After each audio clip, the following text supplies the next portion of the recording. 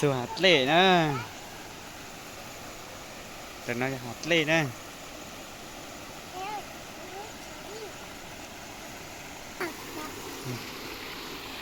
Trời trời. Tụi nó hạt lệ nữa.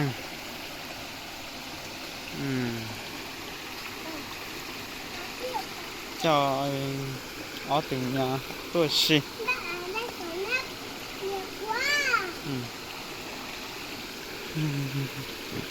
Dọ ảnh. Lê.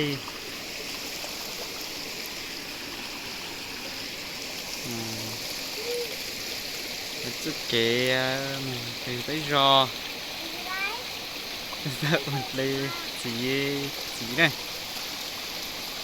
Lê chỉ.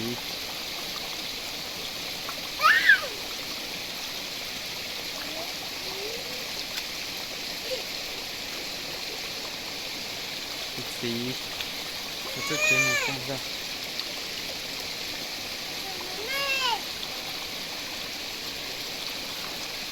lên cái cực lia 5 block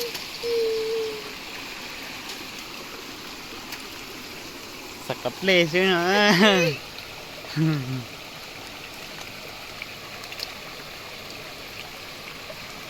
Này em bé làm gì đấy, rửa đấy, thêm nữa đây.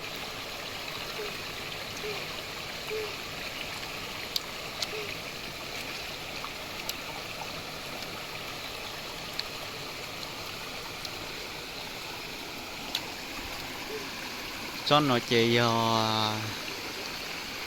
gì phăng khu nè.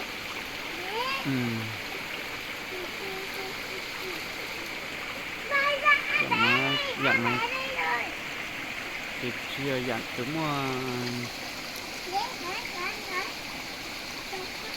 chỉ mua chẳng đó đã cũng mua tất nhiên này cái này chỉ cứ trời giọt cái tua xí là nó lên nó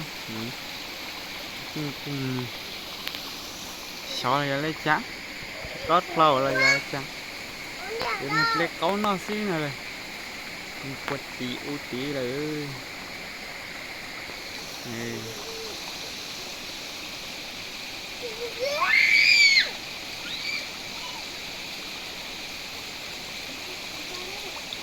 đây có bật tí u ơi.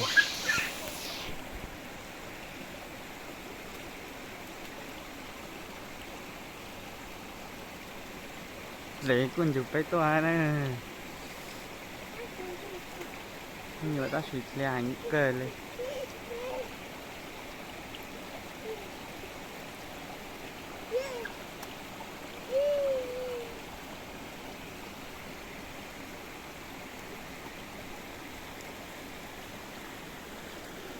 con đi ăn ơi, con đi ơi, về đây em bé ơi, về đây ơi.